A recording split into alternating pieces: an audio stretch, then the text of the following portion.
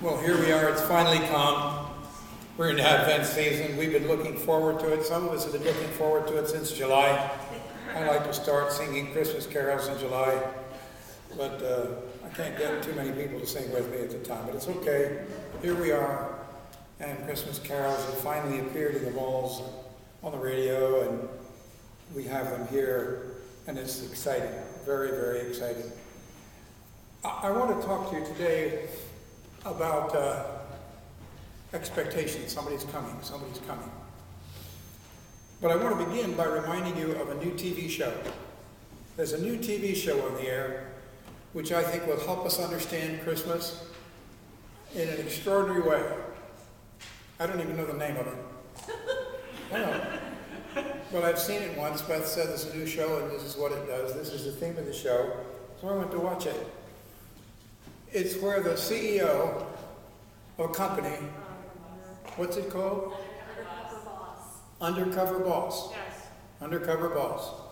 And the one I saw was where the president of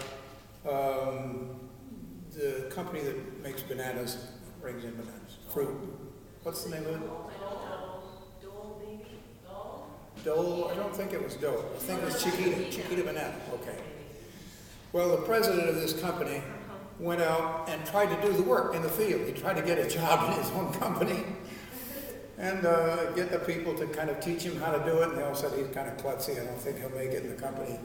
You know, it was really interesting to see him out in the field and how he reacted to the people and how they reacted to him.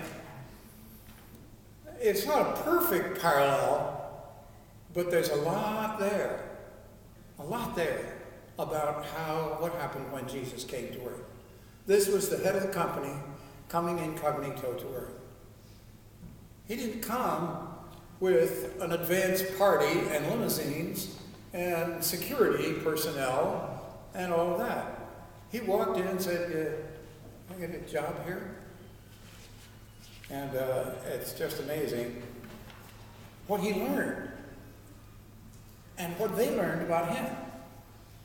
But when God came here, he already knew.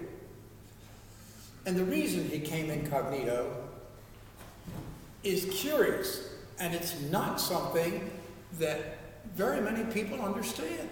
And to this day, theologians, Christians in general, say, why did he do that? Why did he come so humble? Why didn't he come and zap the bad guys and fix the good? Just fix everything. It is a question which people write books about. Every 10 years, somebody writes a book about why doesn't God fix it all right now? Why isn't it all perfect right now? Why hasn't he taken care of that? But the King of Kings came incognito. When the demons said, "We know who you are. You're the Holy One of God," he said, "Be quiet. I don't want to spread that around." The people rejected him at one point because we know that the real Messiah comes from Bethlehem. He didn't come from Galilee. This man, we know he comes from Galilee. And Jesus didn't say, "Oh, here's my birth certificate. I actually came from Bethlehem."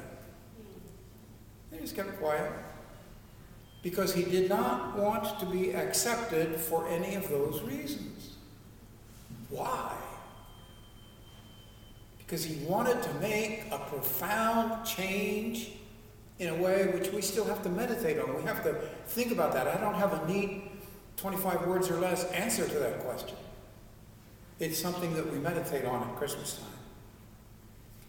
And one of the ways in which we can do that is by thinking of our expectations for the second Advent and of the expectations that the people of Israel had concerning the first expectation.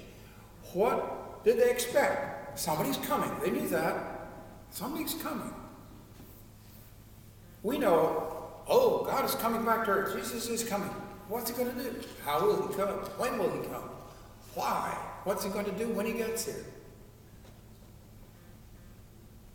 Our ideas about the next event are very mixed. There are theologians who say, well, there's a 1,000-year period of some kind that's predicted in the Bible. That's the millennium. And everything's going to be perfect and Jesus will be king. And there are others who say, no, we don't believe in that. There are millenarians. That's a Greek way of saying no millennium. Then there are others who say, oh, yeah, there's a millennium, and it's when everything is so perfect that God just can't resist coming back to earth and sort of settling down here because we've made it so beautiful. And these are people who believe that if we do the right thing, if we just are a little more moral, a little more thoughtful, we can improve the world just by being kind. Random acts of kindness, regular acts of kindness, fixing the government so that the governments are all kind, being generous. And some think that the way to do that is by capitalism, some think it's by communism, some have different ideas in between. But somehow if we get the right governmental formula, the right everything, the world will be so good, so perfect, that Jesus will arrive and preside over the millennium, which we will produce. There are others who say, no. There's a tribulation coming, a really bad time. The Bible is very clear about that. There's a lot of stuff about this terrible, terrible tribulation. Oh, such tribulation. I'll tell you, if it weren't short, nobody could survive. It's going to be tribulation like nobody's ever seen before. And they say, now that tribulation is coming before the millennium. Oh, yeah. And then some say, well, are we going to go through this tribulation? Oh, yes, indeed. Church goes through the Great Tribulation. And then at the end of the Great Tribulation, then we're rewarded. Jesus will come back and everything gets set. And they'll say, oh, no. We're not going to go through the Great Tribulation. We're going to be taken out. Some say, well, we'll be taken out in the middle of the tribulation. There's a rapture. There is a rapture. Nobody can avoid that. It's in 2 Thessalonians 4, 1 Thessalonians 4. We're all taken out. We're carried up in the middle of the earth. But it's in the middle of the tribulation, before the worst part that comes next. Others say, no. It's before the whole tribulation. We're not going to endure that at all. We're just going to go, whoop, and out we go. Then comes bad tribulation, and then comes another second coming when he comes back with the angels. First time he just comes halfway back in the air, and we will meet him in the air. Then he comes all the way back and settles down and runs the millennium. Well, now you can see that there's a lot of argument here. So we don't really know what we're expecting and when. We don't agree on that anyway. I know what I expect. And I know that there are some others who agree with me, and then there are some who don't. And I've been aware of this all my life. That's why I don't preach on the book of Revelation. Why should I just preach on things that we just quarrel about?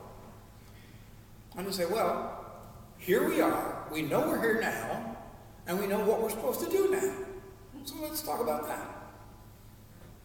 And we'll see what happens when it comes. Live expectantly, watch it. But I don't want to preach about things that are just divisive. Somebody's coming. Well, it was like that before Jesus came. They had a lot of prophecies.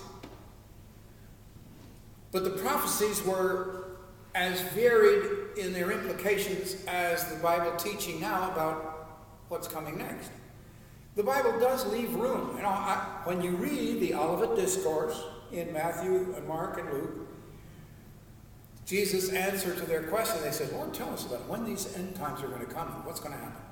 And he answered in Matthew, Mark, and Luke, they're reporting, and they don't seem to fit together very well. And then we have Thessalonians, and then we have Revelation, and so we have all these differences. Well, they had the same problem.